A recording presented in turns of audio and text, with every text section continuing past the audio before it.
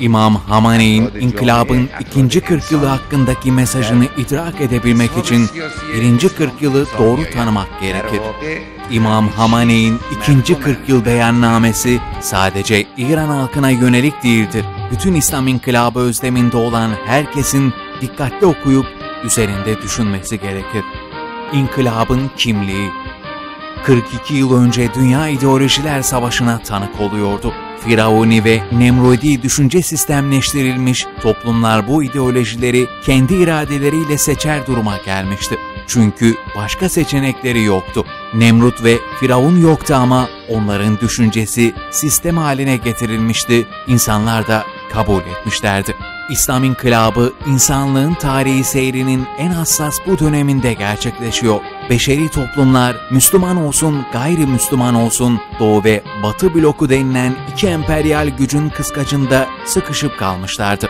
Ya Sovyetlerin başını çektiği Doğu emperyal gücün esaretindeydiler veya Amerika'nın başını çektiği Batı bloku tarafından zincire vurulmuştu.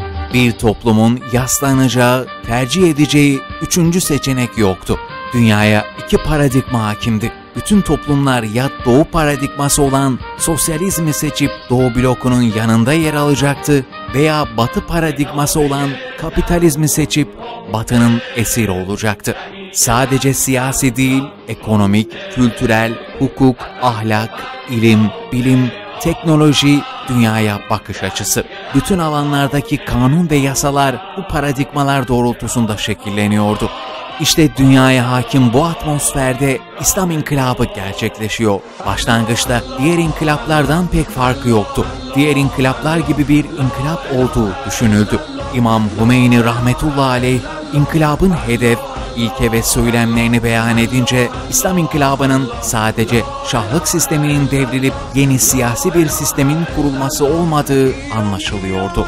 Artık İslam inkılabının İran'a özgü, o coğrafyayla sınırlı olmadığı, kendi içine kapanık, ulusal değerlere sahip bir inkılaptan öte küresel bir mesaj içerdiği anlaşılmış oluyordu. İnkılabın söylemleri, şiarları evrensel değerler içeriyor, kendi sınırlarını zorluyordu. Dünya halklarına ulaşmak, onların uyanmasını sağlamayı planlıyordu. Kısaca özetlersek İslam inkılabı üçüncü bir paradigma ortaya koyuyordu. Dünya siyasi literatürüne yeni bir paradigma girmiş oluyordu. İslam inkılabının kimliğini bu paradigma oluşturuyordu. İslam devleti olan Velayet-i Fakih adında siyasi, kültürel, ekonomik, ahlaki, hukuki, eğitim öğretim, kısacası insan hayatının bütün alanlarını dini öğretilerle şekillendirecek, yapılandıracak, yönetecek alternatif bir sistem olarak ortaya çıkmıştı.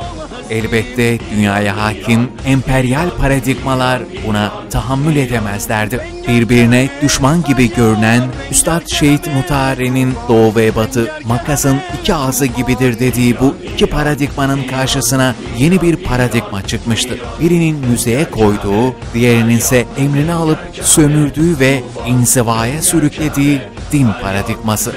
Batı ve Doğu emperyal gücü rahatsız eden işte tam da bu noktadı. Bundan dolayı savaşlar, inkılabı devirme girişimi, ambargolar, baskılar, terör eylemleri hepsi bu inkılap, din paradigması dünyaya tanıtılmasın diye gerçekleştirildi. İslam inkılabının ilk 40 yılı.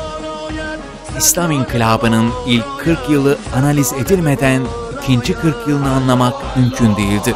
Kuvvet noktaları, zaafları, yapabildikleri, yapamadıkları, kat ettiği yol, gelinen süreç, atlattığı badireler ve geldiği merhale nedir bilinmesi gerekir.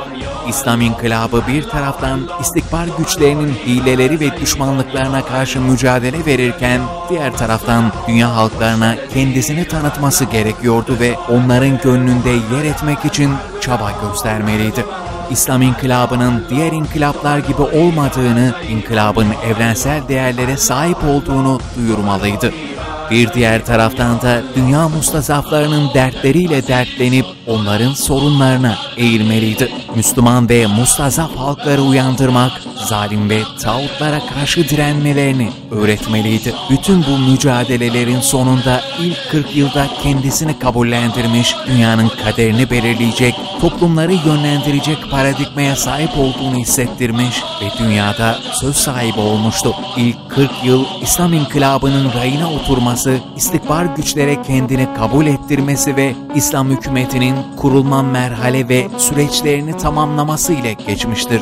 İslam inkılabını diğer devrimlerden ayıran özellik şudur: diğer inkılaplar ya siyasi inkılaptır, ya ekonomik inkılaptır veya kültürel bir devrimdir. Yani paradigma içinde farklı düşüncelerin birbirine karşı gerçekleştirdiği bir devrim. Bir doktrinin diğer bir doktrine galip gelmesidir.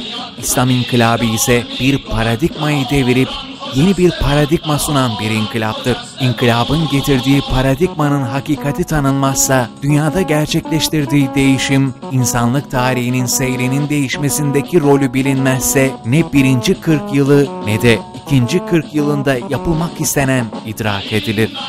İslam inkılabının ikinci 40 yılı. İslam inkılabını diğer devrimlerden ayıran özelliklerden birisi 5 merhaleden oluşmasıdır. İmam Hamenei defalarca bu noktaya işaret etmiş ve inkılabın merhalelerini şöyle sıralamıştır. 1. İslam inkılabını gerçekleştirmek, yani topluma hakim sistemi değiştirmektir. 2. İslam hükümetini kurmak, ülkede idare mekanizması, yönetme mekanizmasını oluşturmak. 3. İslam devletini oluşturmak, hedefe ulaşmak için istenilen rejimi oluşturmak. 4. İslam toplumunu oluşturmak, İslam inancı ve değerleri doğrultusunda toplumu yetiştirmek. 5. İslam medeniyetini hakim kılmak, ideal İslam medeniyetini tamamen hakim kılmaktır. Hedef, Hazreti Mehdi Aleyhisselam inkılabına ortam hazırlamak olduğu asla unutulmamalıdır. Bu mukaddes hedef unutulursa veya bu hedef başka bir hedefe evrilirse veyahut bu hedef maslahatlar icabı üstü örtülür ve bazı sapmalar meydana gelirse İslam inkılabı geldiği merhaleden bir adım öteye gidemez. Statikocu olur, yani mevcudu korumak, diğer paradigmalara ayak uydurmak zorunda kalır. Bu yüce mukaddes hedefe ulaşmak için 2 merhale geride kaldı. Yani İslam inkılabı ve İslam hükümeti geride kaldı ve bir miras olarak bırakıldı. Bu miras iyi değerlendirilip nihai hedefe ulaşmak için diğer merhalelerin sermayesi olarak kullanılmalıdır. İkinci 40 yılın başlangıç noktası. İslam inkılabının ikinci 40 yılının başlangıcı İslam devleti merhalesine ulaşmasıdır. İslam devleti olma, İslam inkılabının 3. merhalesidir. İslam devleti ne demektir?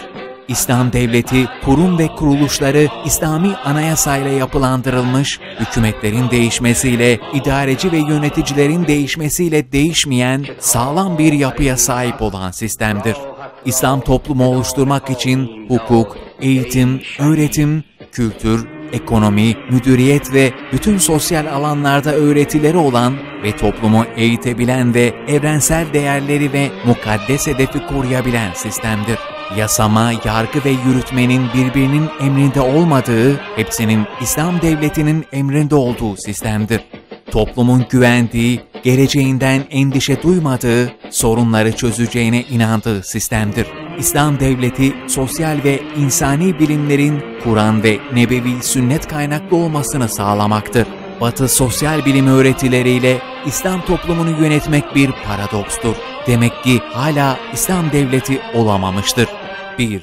Evrensel söylemleri pratize etme.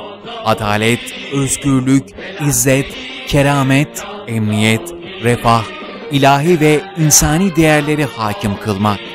2. İslami öğretilerin gölgesinde evrensel söylemlerin ilmi ve akılcılığını ortaya koymak. 3. İlahi öğretilerin bireysel ibade ve muamelatının yanı sıra insanın toplumsal ve küresel hayatındaki rolü ve etkisinin beyan edilmesi. 4. Siyasi alanda bir yenilik getirip Siyasette dini paradigmayı ortaya koyduğu gibi sosyal bilimlerde de dini paradigmayı ortaya koymalıdır. İslam İnkılabı'nın ikinci 40 yılında dünyaya sunacağı doktrinleri olması gerekir. Batı beşeri paradigmanın her alanda doktrinleri var. Bunlar ancak İslam devleti olursa gerçekleşebilir. Yani inkılabın ikinci 40 yılında yapılması gereken ilk iş İslam devleti olmaktır. Velayet güneşinin doğacağı gün yakındır inşallah.